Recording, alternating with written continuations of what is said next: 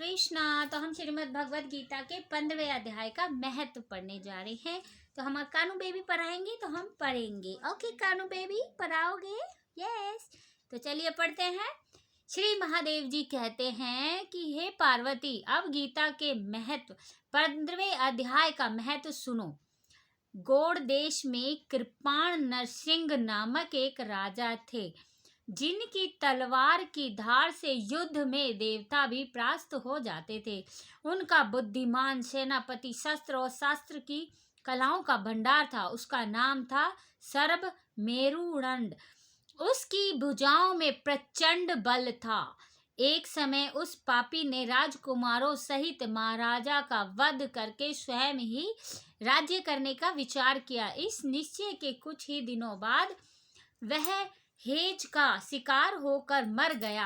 हैजे का शिकार होकर उसकी मृत्यु हो गई। थोड़े समय में वह पाप आत्मा अपने पूर्व कर्म के कारण सिंधु देश में एक तेजस्वी घोड़ा हुआ। उसका पेट सटा हुआ था। घोड़े के लक्षणों का ठीक ठीक ज्ञान रखने वाले किसी वैश्य के पुत्र ने बहुत सा मूल्य देकर उसका अश्व को खरीद लिया और यत्न के साथ उस राजधानी तक वह उसे ले आया।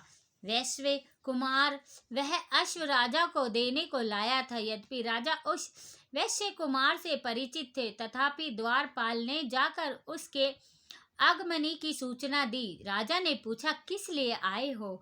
तब उसने स्पष्ट शब्दों में उत्तर दिया, देव, सिंधु देश में एक उत्तम लक्षण उत्पन्न संपन्न अश्व था, जिसे तीनों लोकों का एक रत्न समझकर मैंने बहुत सा मूल्य देकर खरीद लाया हूँ। राजा ने आज्ञा दी, उस अश्व को यहाँ लेके आइए।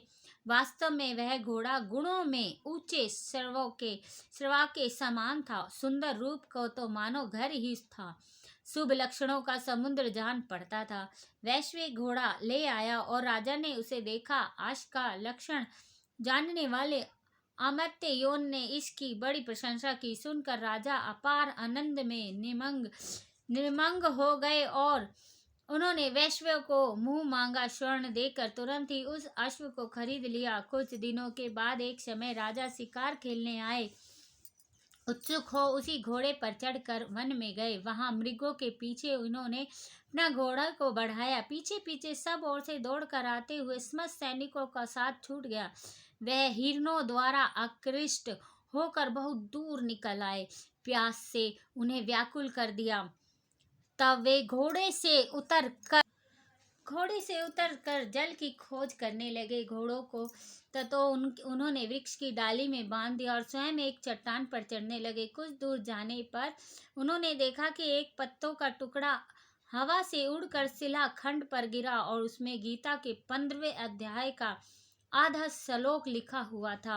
राजा उसे बचाने लगे। उनके मुख से गीता के अक्षर सुनकर घोड़ा तुरंत गिर पड़ा और अश्व शरीर को छोड़कर तुरंत ही दिव्य विमान पर बैठकर वह स्वर्गलोक कर चला गया। तत्पश्चात राजा ने पहाड़ पर चढ़कर एक उत्तम आश्रम देखा, जहाँ नाग, केसर, केले, आम और नारियल के वृक्ष लहरा रहे थे। आश्रम के भीतर एक ब्राह्मण बैठा था जो संसार की वासनाओं से मुक्त थे। राजा ने उन्हें प्रणाम किया। बड़ी भक्ति के साथ पूछा, ब्राह्मण, मेरा अश्व जो अभी अभी स्वर्ग को चला गया, उसमें क्या कारण था?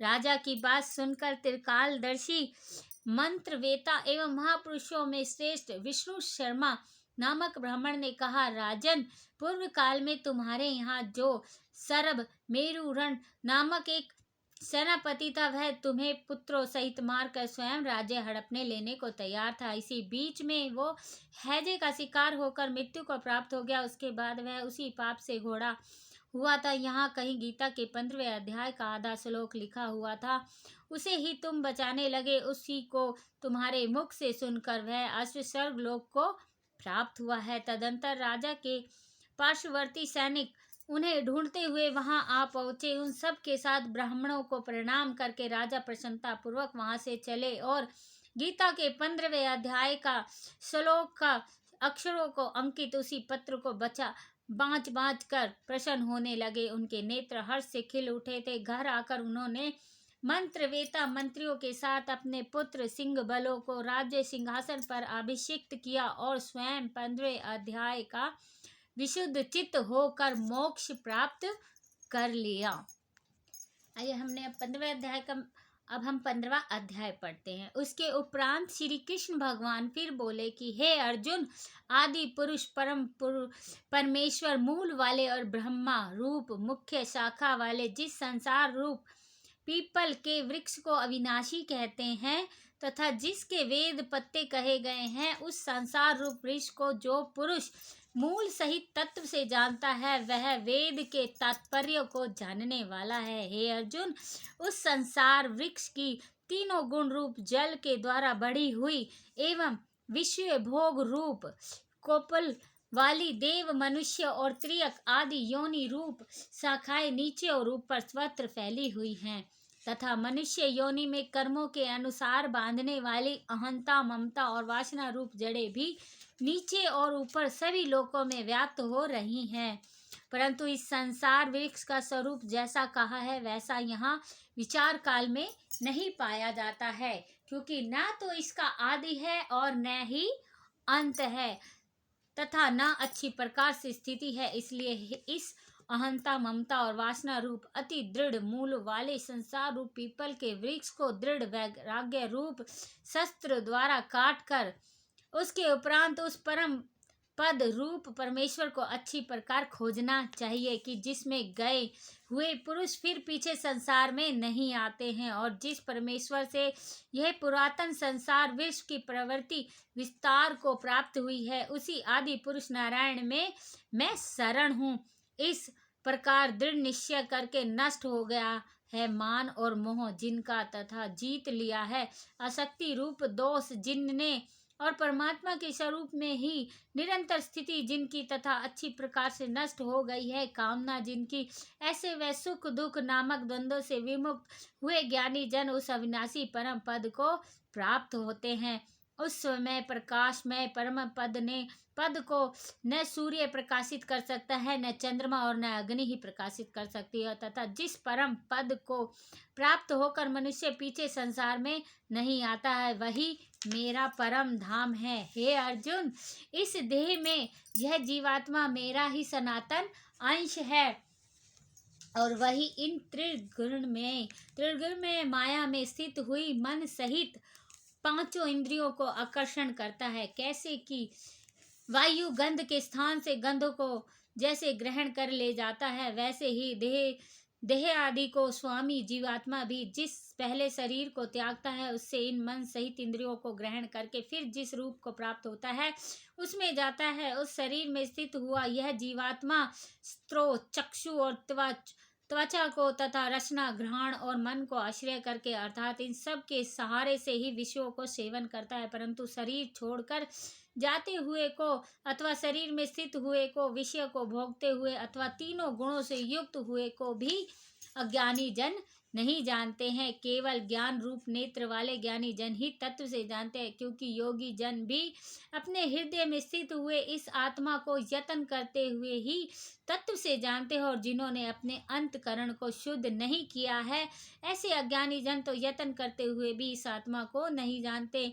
हे अर्जुन, जो तेज सूर्य में स्थित हुआ संपूर्ण जगत को प्रकाशित करता है तथा जो तेज चंद्रमा में स्थित है और जो तेज अग्नि में स्थित है उसको तू मेरा ही तेज जान और मैं ही पृथ्वी में प्रवेश करके अपनी शक्ति से सब भूतों को धारण करता हूँ और रस स्वरूप अर्थात अमृत में चंद्रमा होकर संपूर्ण औषधियों को अर्थात वनस्पतियों को पुष्ट करता हूँ तथा मैं ही सब प्राणियों के शरीर में स्थित हुआ वैष्णव अग्नि रूप होकर प्राण और अपान से युक्त हुआ 4 प्रकार के अन्न को पचाता हूँ और मैं ही सब प्राणियों के हृदय में अंतर्यापी रूप से स्थित हूँ तथा मेरे से ही स्मृति ज्ञान और अपोहन होता है और सब वेदों द्वारा मैं ही जानने योग्य हूँ तथा वेदांत का कर्ता और वेदों का जानने वाला भी मैं ही हूँ। हे अर्जुन, इस संसार में नाशवान और अविनाशी भी ये 2 प्रकार के पुरुष है। उनमें संपूर्ण भूत प्राणियों के शरीर तो